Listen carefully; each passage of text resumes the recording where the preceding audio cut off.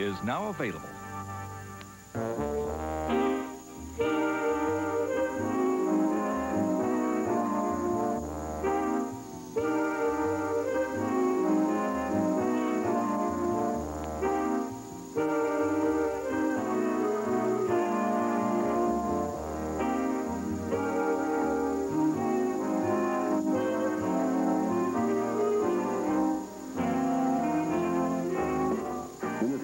The capital city of Tennessee, just off Fifth Avenue North, is the historic Ryman Auditorium. It's an old brick building that truly embodies why Nashville has every right to be called Music City, USA. The Ryman was built in 1892. Sarah Bernhardt, Enrico Caruso, and Will Rogers were among the many legends that played the Ryman. However, in 1943, that was the year the Ryman became the home of the Grand Ole Opry and earned a place in country music history forever. From the Ryman Auditorium in Nashville, the original home of the Grand Ole Opry, it's Burt Reynolds' Conversations with Mr. George Jones, Mr. Vince Gill, Mr. Randy Travis, and Mr. Alan Jackson. If you see Burt Reynolds, won't you shake his hand for me? Tell old Burt I've seen all his movies once, and I hope you We'll be right the back. big time. You know, sometimes guys will sit around and they'll try to outpour each other. I don't know if you've ever had that, but you know, when somebody says, well, I was so poor that I had this and I had that. I didn't have a floor in the house and I didn't have this. And I remember once it was about 5 of us sitting around and we were all outpouring each other. And Henry Silva, I don't know if you know who that is, but he's a wonderful actor with a great face. He said, I don't want to talk about the saddest moment of my life. I'd like to talk about the happiest moment of my childhood. And we all went, yeah. And he said, I was 9 years old and I had pneumonia and I had a temperature of 110 and I was in the home because I didn't have a mother or a father. And he said a nun came over and took some ice and rubbed it down my lips, and that was the happiest moment of my childhood. So we couldn't outpour that. But pretty bad. Your home, your house, was a tool shed originally, right? Your mother and dad's house? Yeah, my mom will love this. So. Well, that's all right. I mean, that doesn't... I was home recently, and she always collects all these, you know, articles about me now that come out in the magazines, and this one that says, new country star Alan Jackson or something, raised in a tool shed. I wasn't quite raised in a tool shed.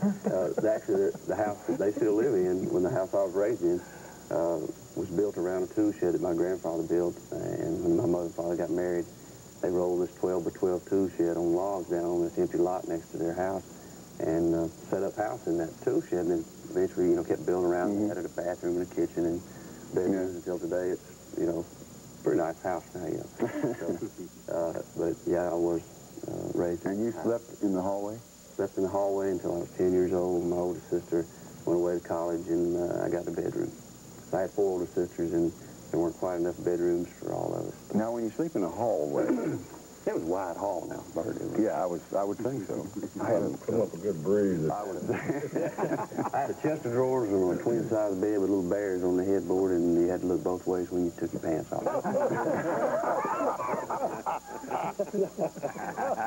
When did you leave home? When I got married. You got married? 21 years old. Mm-hmm. And did you and your wife have a, what did you have, a trailer or a house? We had a double wide tool shed.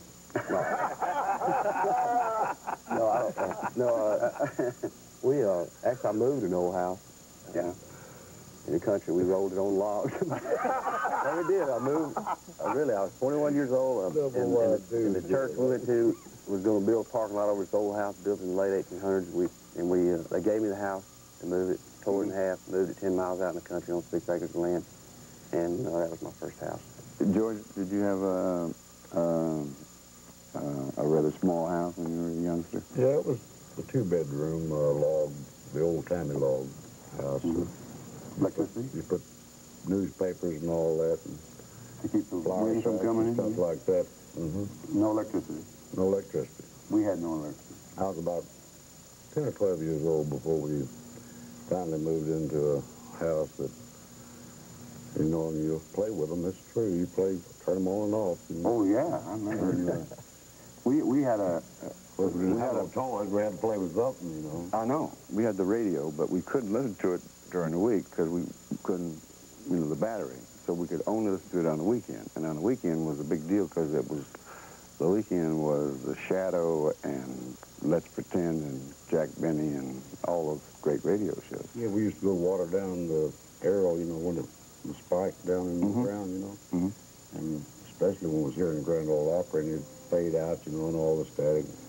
I'd go out there and pour buckets of water on there to wet that. They're supposed to make it come back in, but I don't think it did. This is before they put aluminum foil on all the antennas and stuff. It's funny, isn't it, that the Grand Ole Opry was what we listened to, too. I mean, it's amazing that it's been around that long. Well, I was born in '31, and I was, I guess, 6 or 7 years old when I was listening to it. And maybe hearing it before that, I don't know. Did the whole family gather around the radio and listen to it? Well, only when Gangbusters or I Love a Mystery or something like that came on, but when on the Grand Ole Opry, well, that's the only one my mother and dad would let me come in and sleep, you know, lay down between them and on Saturday night, long enough to hear Roy Acuff or Bill Monroe or something like that, you know. And after that, you know, I'd have to go back to my pallet. Your pallet? You know what a pallet is? Oh, of course I do. Yeah. A lot of people There's no don't know. legs on a pallet. No, there's no legs on a pallet. You slept on a few of those. You slept in that. You had a pallet in the hallway, I guess, right? Oh, I had a bed. Oh, you had a bed? Yeah, twin bed. Well, that's a big hallway. It was big. It was like... I was feeling sorry for you, but you had a huge hallway. We didn't have heat, though. He had a bed. Yeah. No, we had no heat. No, we had no heat. Mom used to heat up the towels, you know, for every night before we went to bed in the wintertime over the gas heater in the den, and then you'd run, get in the bed, and then she'd wrap the towels around your feet at the end of the bed so you'd stay warm. And Cats and dogs ever come and sleep with you? Oh, well, I had a monkey once. Monkey that slept with me once. That's the truth. No, I just did. what's that song, that old country song, something, Sleeping at the Foot of the Bed? Jimmy Dickens, yeah. Jimmy Dickens. That was a true, good old true country song now. Sleeping at the Foot? Yeah. Now, you had an outdoor John, right? Yep. Yeah, we did too. Two-holer or one? Well, yeah, two. Oh, big time. You just had one. We just had one, but we had beautiful wide. We had Now, did you have what kind of a house did you have as a young man? We lived comfortably. Daddy had a construction company and raised cows and had horses, and so we lived very comfortably as a kid. He later on hit some hard times and actually lost everything. When you say he lost everything, how old were you then? 17, 18, 19, somewhere in there. And he lost everything somewhere around that time. I had moved away from home at that time, though. He basically lost everything he had. And now we get to...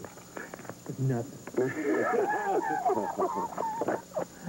You got One of the small... No, tell the truth. whiners. Whiners? Whiners. Well, we're outpouring each other, but I want... I was 13, I think, 13 or 14, before we got cable.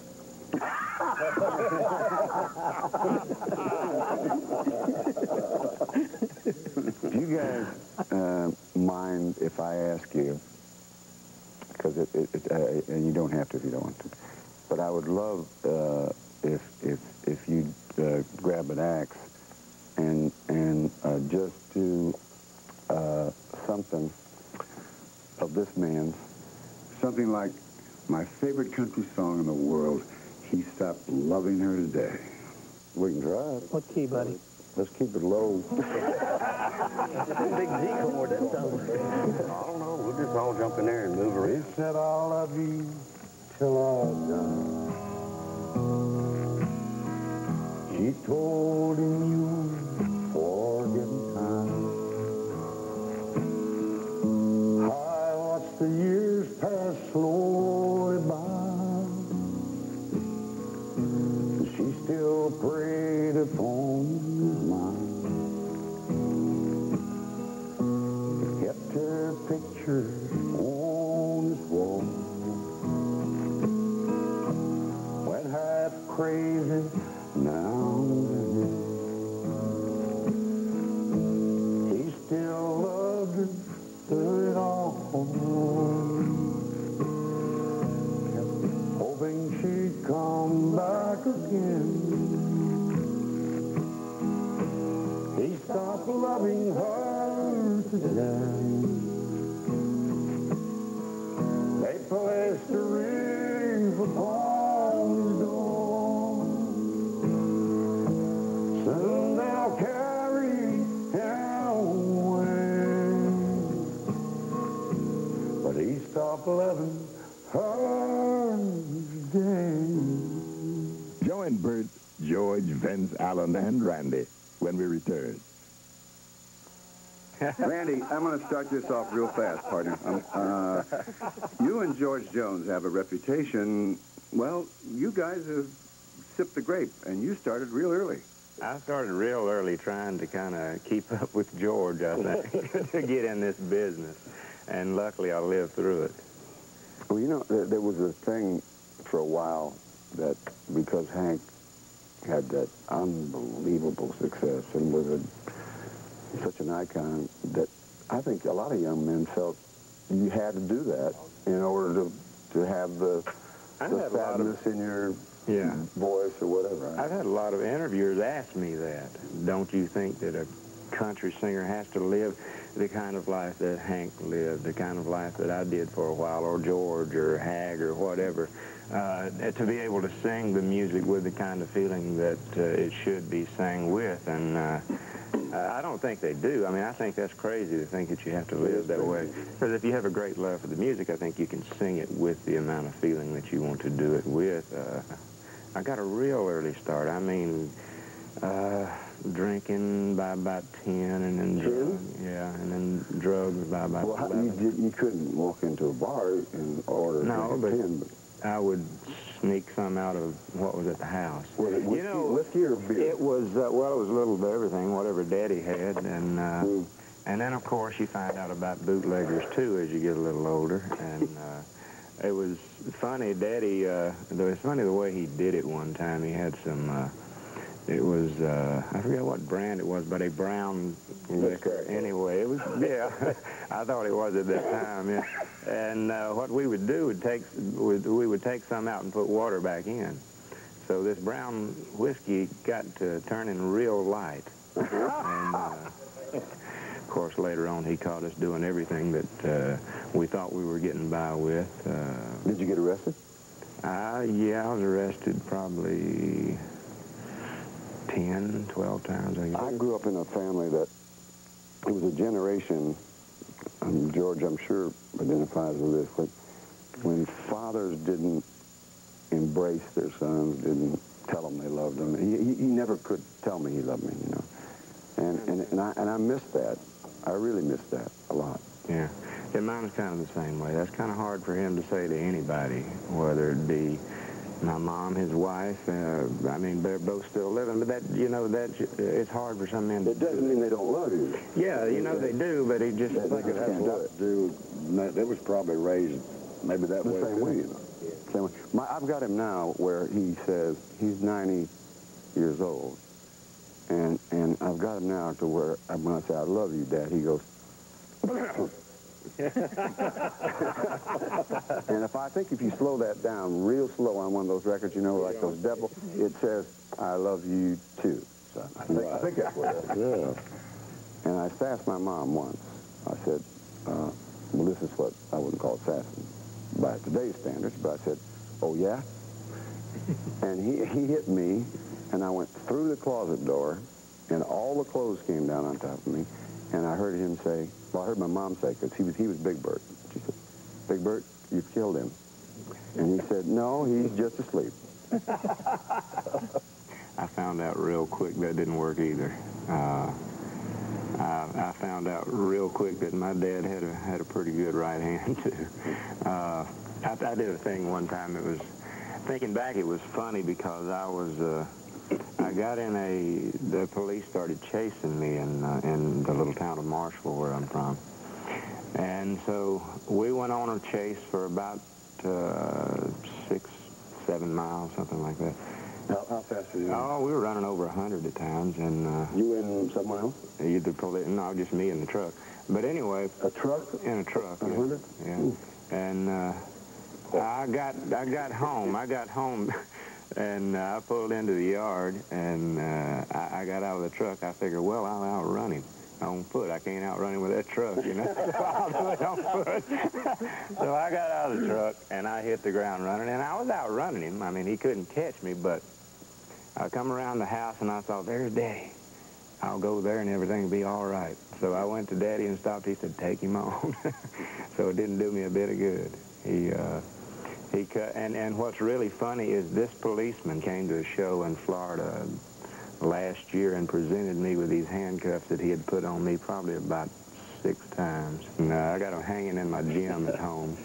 I did a special at Leavenworth with Merle Haggard. What a great songwriter. He also has that thing in his voice that... He's a stylist like George. Yeah, you hear 2 words, you know it's him. Actually, Merle is my favorite singer. Is he really? Oh, I got about 2/3 of his CDs are in my car, and I love to go back and really and listen to the old things of Merle. He really put a lot of heart in this stuff. I agree. And he also has a tremendous amount of charisma. I mean, you can't take your eyes off him. He does. He walks an interesting-looking guy. Yeah. This is going to seem like a strange question, but there's a reason I want to ask you. Was there somebody else on the other side of country music that you admired? I mean, I've always wondered, did you ever listen to Sinatra and say, I appreciate that, I like that, or was it always country, always? I would have to be honest myself. I was strictly always hardcore, always at first, you know, and I've learned to appreciate some other things, you know, since then. Mm-hmm. But not the first few years. I was really a hardcore, and I wouldn't even listen to nothing else. If it's something came on the radio, I'd fire it off right there, you know. Or try to find something else, you know. Keep it coming. Did you feel that way? I didn't really listen to a lot of music at all, actually. Unlike a lot of people that end up singing for a living, my family, they didn't buy records, you know. We didn't have a stereo or anything until I was about grown. So I was a late teenager before I started playing guitar. And a friend of mine, it was actually my banker, loaned me money from time to time to play guitar and sang real country, sang George and Gene Watson and Haggard, you know, and all the great. And so I started playing with him. We formed a little duet, and I kind of got hooked on the best right in the beginning. And country was about the only thing I ever sang, you know, and never bought records on. Well, because I was born in Waycross, Georgia, you know, and we had one station, and they played country, you know. Yeah. When I moved to Florida, you know, there was all kinds of music and stuff, but Ernest Stubbs and really, that was about all. It was really, and back when I was first listening, it was strictly on Saturday nights, the Grand Ole Opry and WSM. And what young people don't understand is that we didn't have television, and I looked at the radio. Mm-hmm. I mean, I would just... Oh, well, I looked at iron. I stared. There was a little green light. You know that little green light? I was just staring at that thing, boy. And it just flickering in the air. And I could see people in there, too. What about you, Vin? I had an appreciation for, it seemed like, all kinds of music. I was a bluegrass fan. I was a rock and roll fan. I had... You were a rock and roll fan? Oh, yeah. Big time. Still a huge Rolling Stones fan, Led Zeppelin fan. Because I was a musician first. Mm-hmm. So I would always go to different things, you know, that were musical. And what's the neat thing about country music? A lot of people don't realize how soulful it really is. You know, and like George Jones got as much soul as Ray Charles, and vice versa. It's not. It's one of the great things. Also, I think Jerry Reed and a lot of pickers that I know, you included, could sit down with George Benson and some of the great jazz guitar players and have a good run with them. I would love to hear that.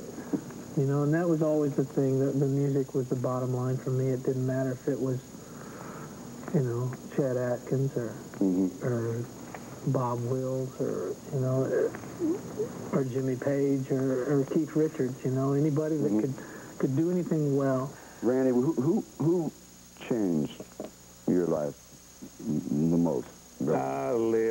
Liv was the biggest help to me. I won a talent contest and started working at Country City, you know, and truthfully, how did she know that you had the potential to straighten your life out and also the strength of character to it? I don't know. Truthfully, she kept me from going to prison too. Because I had been in court so many times for so many different things, and the last time was for breaking and entering. And the lawyer told me that you're probably going to go for 5 years. You know, I've got you out of so much, it's just not going to work again.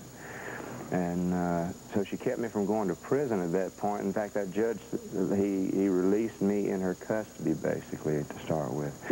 And said, son, if you come before me again, bring your toothbrush because you're staying. I said, okay.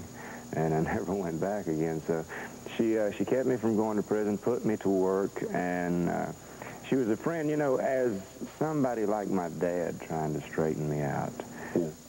It just didn't work. A voice of authority, I guess, was something I didn't want to hear. Well, not at that age. Not anybody over 18 you think is an idiot. Yeah, that's about it. Yeah, you thought you knew everything and didn't know anything. And so she put me to work, and I actually, I guess, as they would say, honed your craft a little bit, and give you some experience singing, working before an audience. You know, and if it hadn't been for her, I don't really know where I'd have been. I'd have went to prison for sure. Outside, after I got out, I don't know what would have been doing. Well, I don't know. You got yourself quite a lady. I think it's the perfect time to ask you to sing. What's your favorite all-time country song? I'm So Lonesome I Could Cry that Hank did. I'm So Lonesome I Could Cry. Yeah, let's do that. Try it, see. You're that lonesome whippoorwill, he clowns too blue to cry. That midnight train is winding slow. I'm so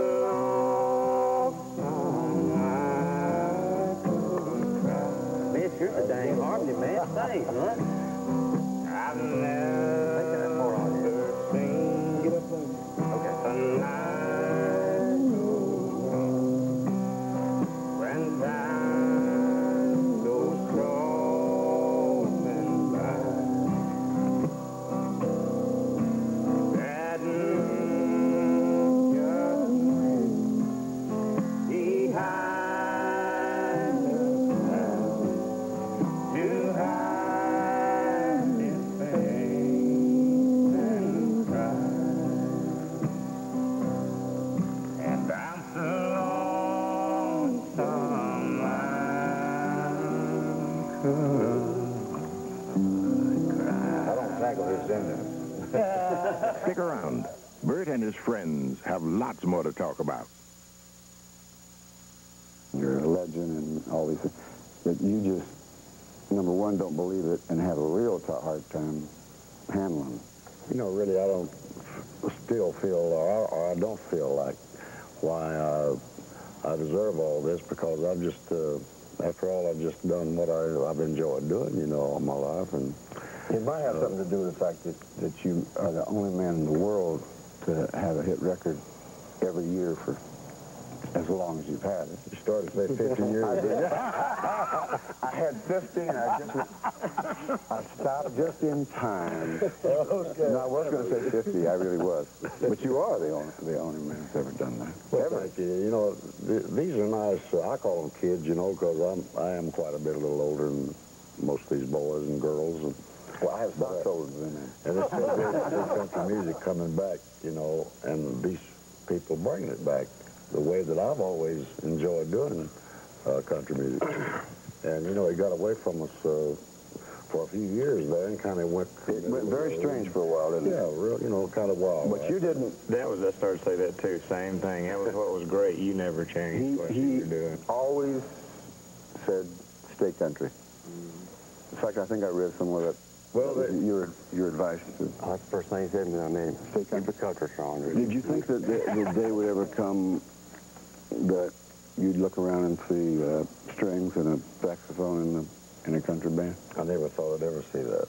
Yeah. Of course, I started out a lot sooner than these boys, but when I first came to Opry, right here in this Ryman Auditorium in August of 1956, and for the longest, even over at the new Opera House at Opryland, they wouldn't allow the drums at all. And if it wasn't, or even amplified, it had to be mandolin, banjo, Yeah. and just dry guitars and things like that, and fiddle. But they gradually got out of all that, and now I think they got one. They can play the snare drum, can't they, at the Grand Ole Opry? If you tell a good joke, it's... Yeah. Well, when they want a certain strong lick, when somebody hits the floor with their foot, you know, with their cowboy boots. If somebody told you that what's happening in terms of going platinum, like Randy did before anybody did, in just pure country, you told them they were crazy, wouldn't you? I only wished one thing. I wished I had them hits back right now with the TV and all the... Now, George, I wish I'd just done Smoking the Bandit, too, but you can't do those things. You just got to go on. Life goes on. I'm a TV actor now. Oh, I'm not crying, you know. I'm not crying about it. Well, I am, too. Well, if anybody can cry, nobody does it better than you. Nobody can put a sad note in a song, I don't think. Anybody in the world can do it better than you. Well, I don't know. I'll tell you just about all of them if the song's there, and this boy here tears me up.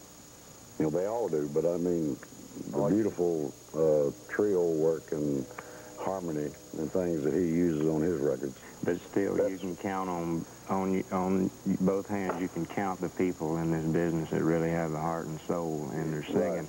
A lot of singers and a lot of decent singers in this business, but there's not a lot of people that really have the heart and the soul and their singing like people like you, people like Burt. There's a lot of them in the business that sing good, but you know it's not like in digging down and putting that little extra something in there. I read the phone book, George. It's fine. You know that.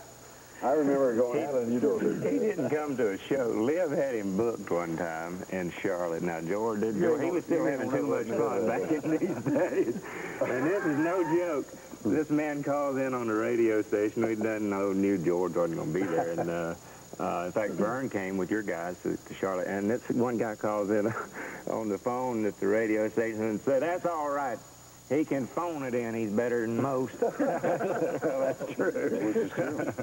I'll never forget that Burt, after I had He Stopped Loving Her Day came out, I was still a little bit missing a date here and there. No show. And I was playing Billy Bob's in Fort Worth, and I didn't show up that night. But a close friend of mine told me later that the local band was singing, "We Stopped Loving George." The best story I ever heard about. One time they tried to keep us from going to town, and the old possum out sucked. Yeah, this is really true. I lived just out of Beaumont, in Vider, little out in the woods settlement. And I came home, and I'd been on one of those fun trips for a couple of weeks, and but when I got home, they knew I was coming. Mm-hmm. And then my tractor, my pickup, the cars, there was nothing around. It hit everything. And I finally got in bed and went to bed. I looked out my window, my bedroom window out there, and the end of the yard there, and saw this lawnmower. The window went out. Sure enough, the key was in there. And you know, after I got up to the main highway, there's still nobody would give me a ride. Well, I wouldn't pick up a guy driving a lawnmower on the main highway either, you know, because it... You know, that was some good old days, but, you know, when you just look back on them today, but... No, I know what you're saying. I went through 2 years that I don't even remember. And I'm not proud of it at all. And the most important thing, I think, is that you came out of it so special and alive, and also it's inspirational that you look the way you do. I don't know if it's because you're totally pickled. Maybe you're embalmed, George, I don't know. But you look absolutely 15 years younger than you are. Well, I thank you. I hope that's true. And so I'm going to start drinking tonight as much as I can. You know, that's a tribute to how great he really is. He couldn't find anybody in this business, or any kind of business, that did what George did and is still here and haven't hit records. That's absolutely true.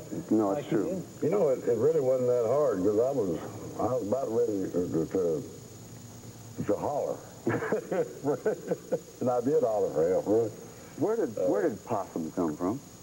That was back when I had White Lightning, I believe, and I had a side view of me, and I had a crew cut, and with my turned up nose, I guess I looked like, I was really skinhead, looked like Possum. And you never got mad about it? Hey, if you've been called some of the things I've been called, you wouldn't be mad at Possum.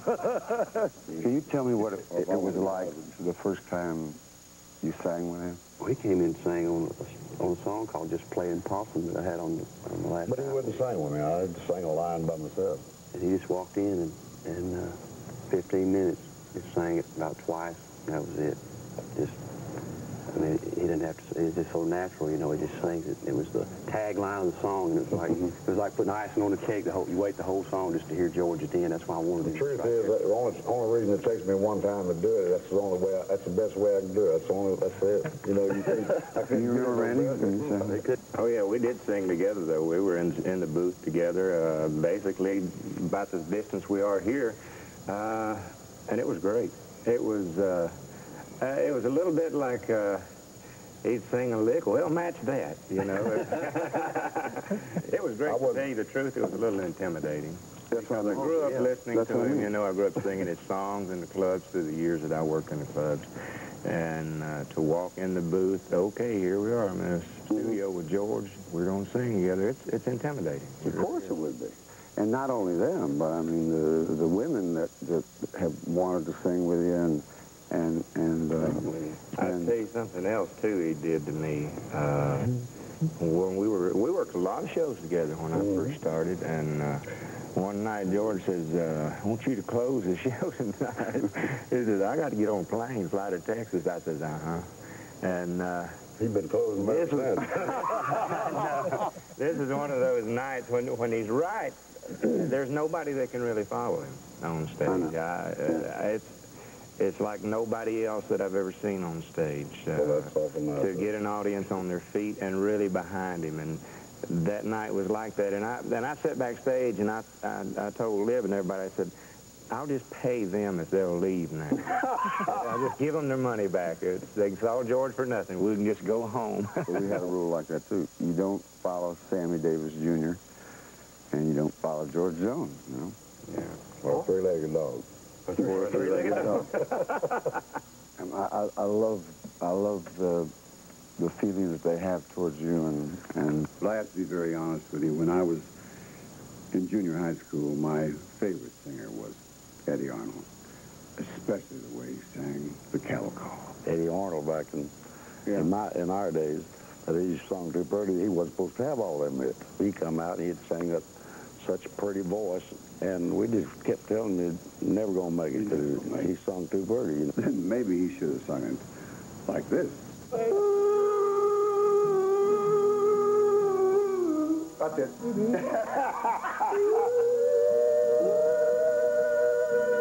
Join Burt, George, Vince, Alan, and Randy when we return. You know, Vincent, for a rich kid, you sing a great sad song.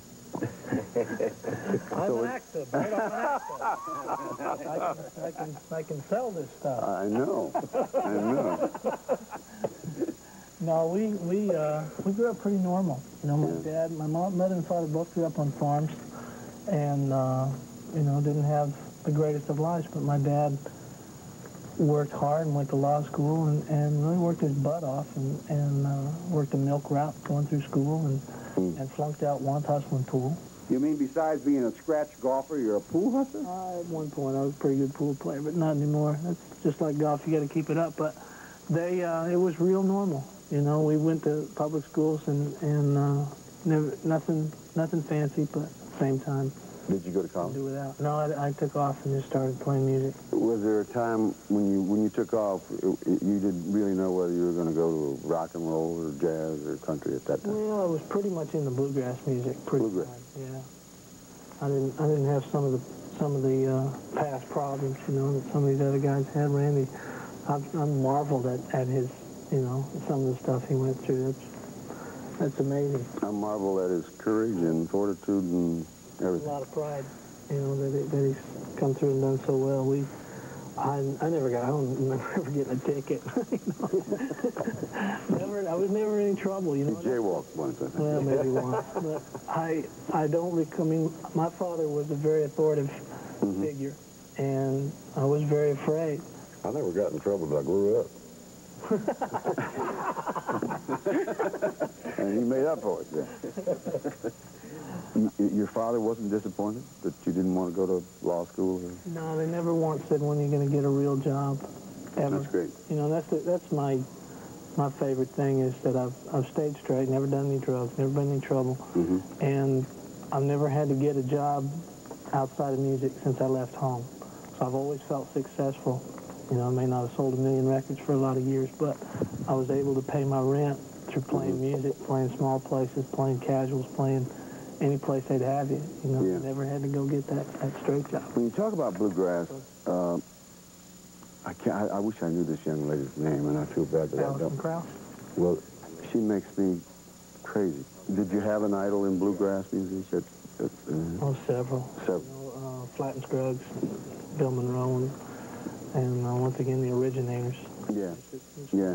What was the time when you said, well, bluegrass is fine, but I'm moving on? How old were you then? I wanted to own a house someday.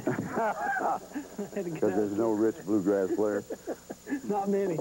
No, I just, you know, once again, I was young and impressionable and was a fan of so many kinds of music. I moved to California, to Los Angeles, to play bluegrass once again. Then I got out there and I got exposed to jazz music, to fusion music, to, you know, all kinds of different things. Guys like Larry Carlton and Robin Ford, who, once again, a lot of people not going to know who they are, but they're great players. And it just, I lucked into the Pure Prairie League gig, you know, as a lark. I went up there with a friend who was going to audition for their band, because I played with him in high school, opened the concert for him. And he said, you want to go up there? I said, yeah, I'd go up and see if they still remember me. So I went up there with my bud, and I got there, and they said, aren't you the kid from Oklahoma who plays all the instruments and does all the... I said, yeah. And I said, would you be interested in this job? And my friend just kind of went, I lost a friend and got a gig out of the deal. But, you know, it was just, I never had, you know, a lot of people say even after I left Pure Prairie League, I started playing with Rodney Crowell and Roseanne Cash, playing guitar for him, going from the front man of kind of a major rock and roll band to being a side man in a singer-songwriter's band. But what they don't realize is that band had some of Elvis's old guys, Larry London, Emery Gordon, Tony Brown, and Hank DeVito and myself. And this, to me, is as great a band as you could ever play in as a musician. I got to be the lead guitar player in that band, so all my decision-making over the years has not always been for what you might think is the sane reason. Yeah. What about Elvis? Elvis, I like the early Elvis.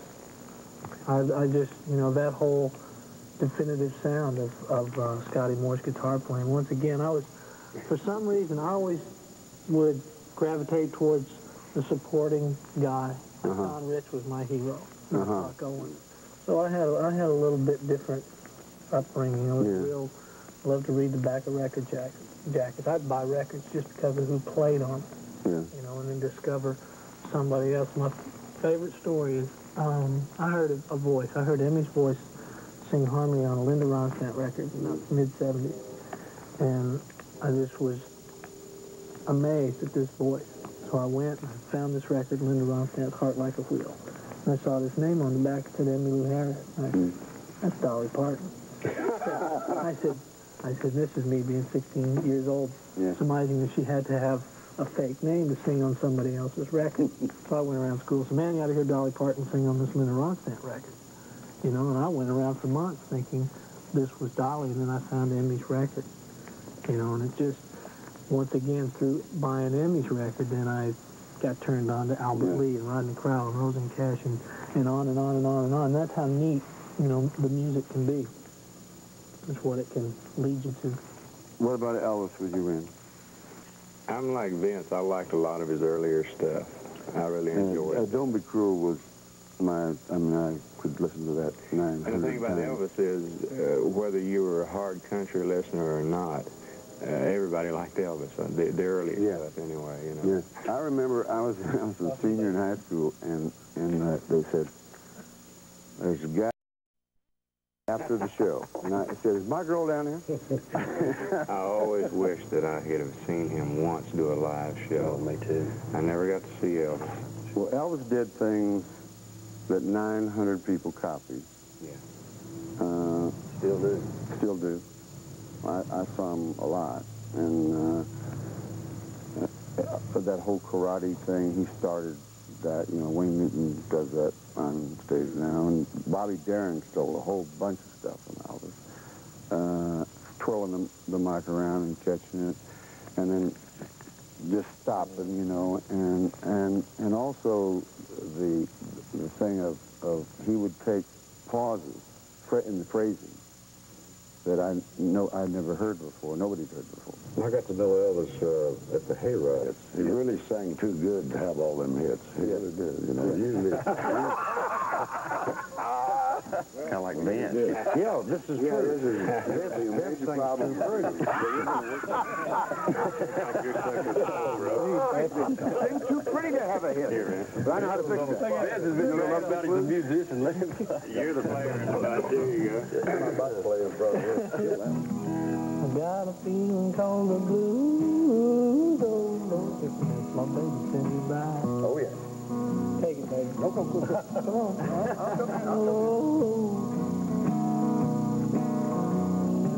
Come on, baby, it's your show. No, I'm going to come in. And one day she said goodbye.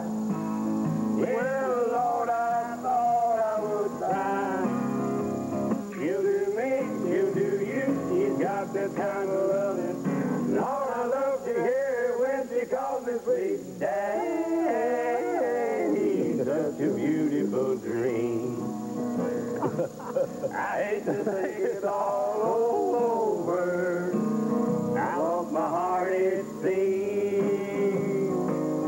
I've grown so used to you somehow that I'm nobody's sugar daddy now, and I'm alone. Take it, baby.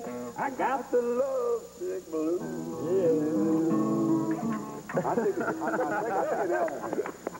see an album. Joe and Burt, George, Vince, Alan, and Randy when we return. If you see Burt Reynolds, won't you shake his hand for me? Tell old Burt I've seen all his movies. And I hope you make the big time. I hope you dream. Good night, everybody. We had a wonderful time. Hollywood don't. You don't like country music now? Honey, I still Never will. do. they're going to be. Honey, I still do. Good night. God bless you.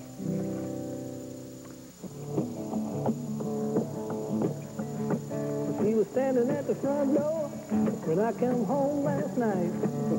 Rolling pin in the left hand, good book in the left hand, and a rolling pin in the right.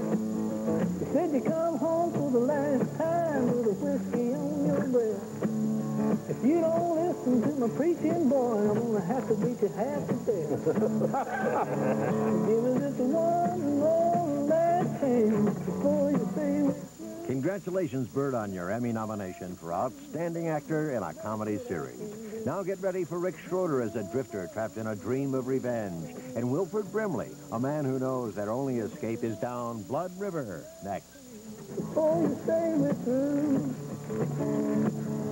first you hid my glasses because you know that I can't see.